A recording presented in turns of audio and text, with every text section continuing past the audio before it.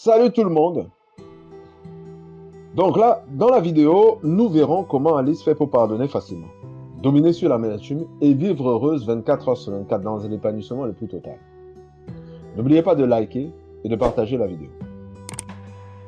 Alice est comme tout le monde. Elle a connu le vrai pardon avec Christ. Avant sa conversion, elle était persuadée qu'elle pardonnait, jusqu'à ce que la parole lui révèle qu'elle était dans le mensonge, puisque la parole dit clairement, voilà, c'est une des raisons, en plus, il y a plusieurs raisons dans la parole, qu'elle était une menteuse comme tous les hommes.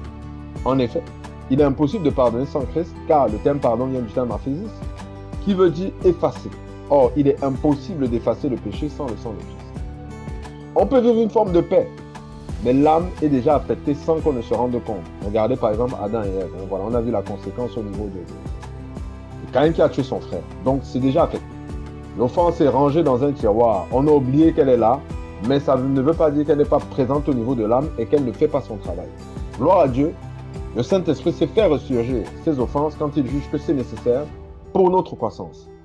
En ce qui concerne Alice, elle utilise la proclamation pour dominer sur l'offense ou l'effacer.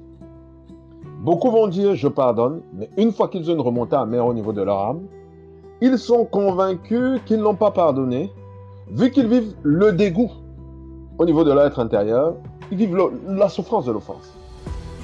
Ainsi, ils disent qu'ils n'arrivent pas à pardonner. Or, par moment, ils vont se sentir bien. Et si on leur demande « as-tu pardonné ?» ils vont dire « oui ». Dès que les émotions reviennent, ils sont confus et disent qu'ils n'y arrivent pas, quand bien même ils le veulent. Le souci vient du fait que beaucoup de chrétiens confondent sensation et conviction. L'intelligence concernant ce qui se passe à l'intérieur n'est pas très claire. Alice, elle, va considérer que cette remontée amère n'est qu'une tentation au niveau de son âme pour la pousser à se plaindre et repartir dans l'amertume, dans les ténèbres. Du coup, en plein milieu de la frustration, au cœur de la frustration qu'elle ressent, elle va rappeler à son âme qu'elle a pardonné et oublié. Elle n'a plus rien à voir avec cette histoire. La Bible nous dit « j'ai cru, c'est pourquoi j'ai parlé ». C'est pour ça qu'elle croit et c'est pour ça qu'elle parle. Et la Bible ne dit pas « j'ai ressenti, c'est pourquoi j'ai parlé ». En proclamant ainsi, elle ne peut que le faire par la foi, pas par les sensations, ce qui va amener le Saint-Esprit obligatoirement à modifier la sensation de son âme tôt ou tard, parce que le Saint-Esprit est là pour glorifier le Père, par le nom de Jésus.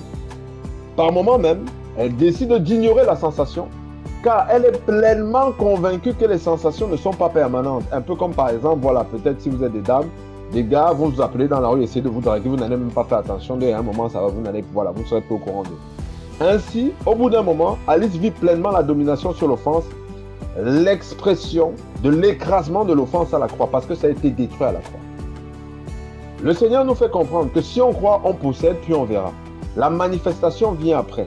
Mais le fait de croire vient en premier et c'est déjà possédé. Vous devez croire, comme Alice, que vous possédez le pardon parce que vous y avez cru. Et vous le verrez se manifester. Dieu dit que devant lui, vous êtes justifiés par la foi. Et non par la vue ou par une manifestation. Donc, si vous croyez que vous avez pardonné, cela veut dire que c'est fait devant Dieu. Proclamez la parole et le fruit de l'esprit, les fruits de l'esprit, autant pour moi, s'exprimera au niveau de votre âme. Et vous serez inondé de l'amour de Dieu. J'ai déjà travaillé avec beaucoup de personnes souffrant de ces remontées du passé. Et cette méthode s'est toujours montrée efficace. Aujourd'hui, certaines sont tellement fortes mentalement que l'offense n'atteint même pas plus leur conscience ou leur âme. Voilà, elles rejettent sans qu'elles prononcent même quelque chose. Voilà. Un peu comme si votre corps rejette un aliment qu'il considère mauvais pour vous. Hein. Voilà, il remonte, il dit « Ah, qu'est-ce qui se passe ?» et après vous le rejetez. L'âme est déjà reprogrammée, hein, voilà, c'est une reprogrammation totale. Il est vrai qu'il y a différentes approches dans la parole, mais à la fin, c'est toujours la foi, d'accord? Donc, il va sans dire, voilà, qu'il est important que pour être puissant dans le pardon, il vous faut avoir une vie de prière et de méditation afin de ne pas systématiquement tomber dans le piège de ces émotions qui viennent vous attaquer ou du diable qui les utilise pour vous mentir en vous faisant croire que vous êtes méchant, vous ne voulez pas pardonner, ou Dieu va vous envoyer en enfer. Écoutez, Dieu n'a aucun verdict vous concernant, ou le seul, bien sûr, le seul, c'est que vous êtes scellés, le seul verdict, voilà, vous êtes scellés, vous appartenez à Christ, vous êtes à Christ, vous êtes en Christ, et il vous aime.